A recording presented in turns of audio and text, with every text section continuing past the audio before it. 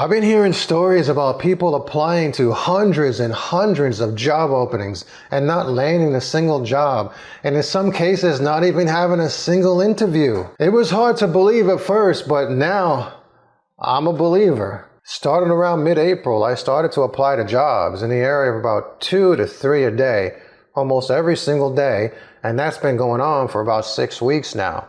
And now we've gotten to a point where I've applied to around, let's say, 80 jobs. In that first week, I got 2 interviews. One of them was a growth engineering position where they wanted something that was a little bit more intensive on the back end, and I wasn't interested in that. They wanted to proceed with me, but I didn't want to. The other one was a growth hacking position where it was like sort of like managing PPC campaigns, and it was more related to franchises in real estate and getting franchise owners or something or another. And I told them I have no experience in that, but I'd be willing to learn, and I would love the job. But they followed up. They said they were interested in interviewing me again the next week, and then a few more days passed, and they said they found somebody else. So that was just, fine. But for those of you who don't know the difference between these terms, growth marketer, growth hacker, growth engineer, I have another channel called Growth Marketing Mike where I talk about stuff like that. But back on topic, the crazy thing is that since that first week, I keep applying, and I'm just not getting any more interviews. And it takes time to apply. I have to research the company. I have to come to the understanding that that company is a good fit for me. I then custom tailor my resume and my cover letter. I use TLHQ Resume Builder to build my resume for each job. It's a nifty tool that allows you to pick and choose bullet points on a resume. For example, if I'm applying to a growth marketing position whose job description doesn't mention anything about the need to know how to code, then I leave those bullet points out of my resume. I even made tests where I applied to jobs using a fancy resume. That is a resume with my photo and colors and everything, a fancy template and so on. And the weeks keep going on and nothing, absolutely nothing. I've done some videos here on this channel over the last few months related to job losses and company downsizing. And yes, this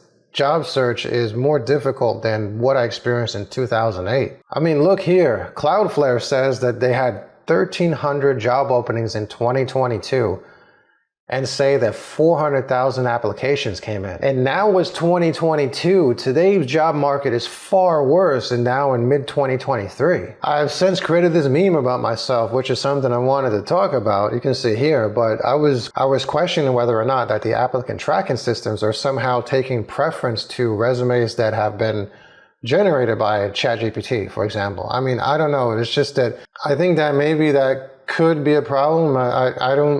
I think the biggest problem is the large number of people that are just out of work. I've seen job postings where the job was posted 18 hours ago and yet it already had 1,600 applications. I've seen jobs posted 19 minutes ago and already have 153 applications. Furthermore, I've encountered other folks out there in the exact same situation as me. They have tons and tons of experience, and they say they have, for example, submitted their resume to hundreds and hundreds of jobs over the last few months or even 6 months, and they still don't get a response. I've connected with them on LinkedIn. I've chatted with them. One woman thinks that it's age discrimination because she's much older than most applicants. But I don't think it's that at all. Whether you're 35, 45, or 55, I think we're just all in the same boat. Going back to me, for example, I'm not too young. I'm not too old. I have tons of experience and tons of accomplishments that I can tout. I use TLHQ, which provides a simplified, not fancy resume, and that should be the way to go. I updated my bullet points to show measurable achievements. I tailor my resume and cover letter to the job description. My profiles are built out. My personal website is superb. I have a channel called Growth Marketing Mike that can act as a showcase of my knowledge for the field. I've authored a related book. My LinkedIn profile is active. I post LinkedIn knowledge carousels, polls, and other posts all the time. I've taken and passed a bunch of LinkedIn assessment tests, and my LinkedIn skills are well endorsed. There's simply nothing more I can do. I'm in a few professional communities, and a recruiter in that community posted a job description that said they don't want to post the name of the company with a job description because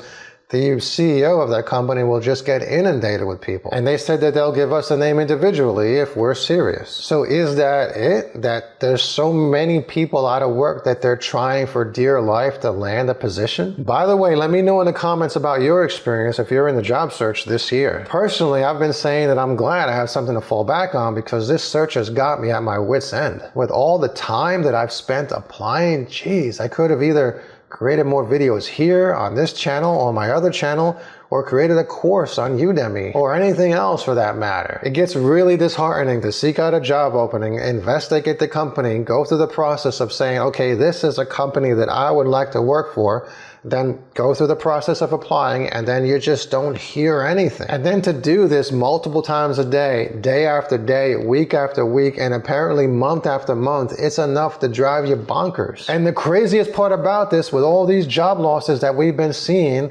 last week's GDP for the first quarter was revised upward from 1.1 to 1.3%. That is a positive growth rate. And if you know anything about recessions, then you know that you need 2 consecutive quarters of negative growth, which we don't have at all. On top of that, the US economy added an unexpected 253,000 jobs, while the unemployment rate dipped to 3.4%, the lowest it's been since May of 1969. How on earth is that possible? It's enough to drive you wacky when you start thinking about it.